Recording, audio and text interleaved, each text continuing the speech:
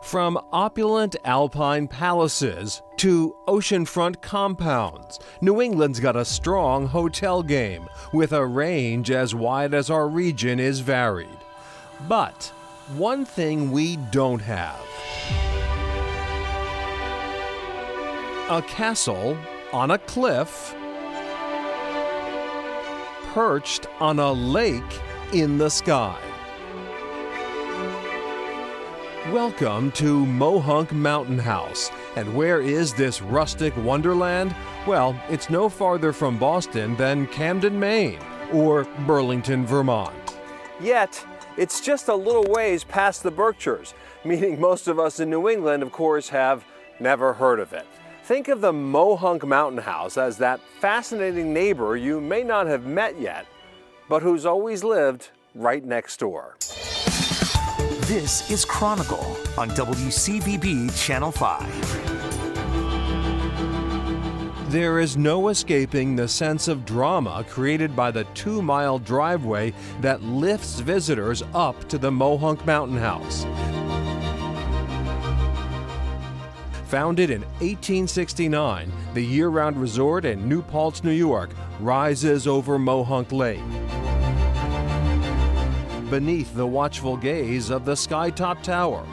Designated a National Historic Landmark, the hotel retains the air of a turn-of-the-century grand resort.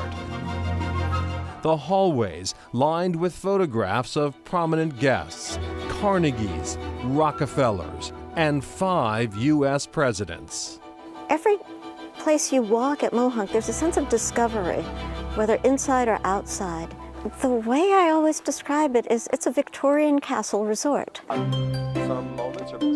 Nina Smiley is a member of the family that founded the hotel a few years after the Civil War and runs it to this day. What started as a 10-room inn has evolved into a 265-room architectural extravaganza, a mad jumble of styles, shapes, and surfaces. I would say Mohonk is not just unique. It's hopelessly unique. The hotel can make such a powerful impression on first-time visitors, Alex Sherwood sometimes has to remind them of where they are. The building is incredible, the architecture, amazing. Have you been on the trails? What trails? There's 85 miles worth of carriage roads and trails, and this is what I think is the true magic of Mohonk. Sherwood is director of hotel operations, but this veteran of triathlons and Ironman competitions was spending so much time recommending trails to guests, management decided he needed an additional title: Endurance Concierge. And I said, that's perfect. For me, it's about getting people out. Like I said, I'm super passionate about the trails. Now, it's a fool who agrees to go mountain biking with someone with the title of Endurance Concierge. I think we have arguably the best trail network you'll find anywhere in the United States.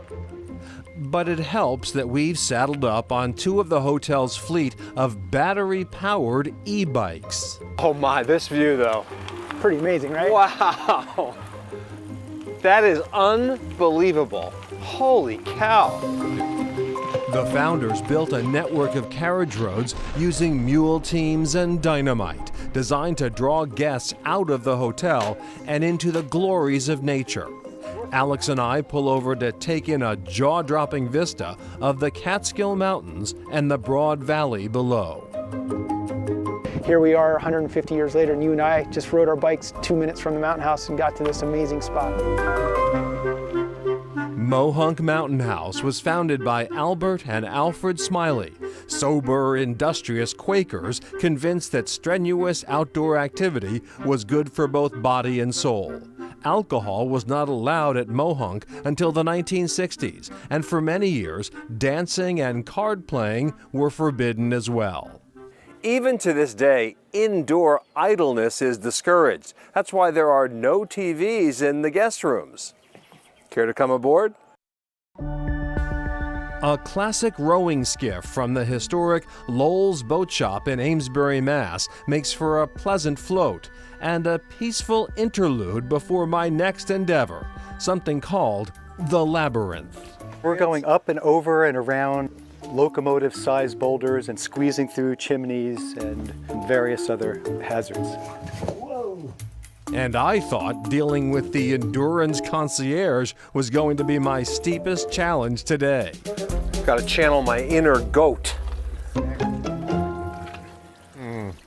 Yes, a bit more in the Labyrinth a bit later. Oh, yeah, and it said that those famous carriage roads that wind through Acadia National Park in Maine were modeled after those at Mohonk. That's right. Well, John D. Rockefeller, after all, was a regular visitor to the Mountain House. He also was a good friend of the founder, one of the founders, Albert Smiley. And he certainly knew how to roll with a good idea when he found one, which he did up at Acadia. All right, next, a little rocky road.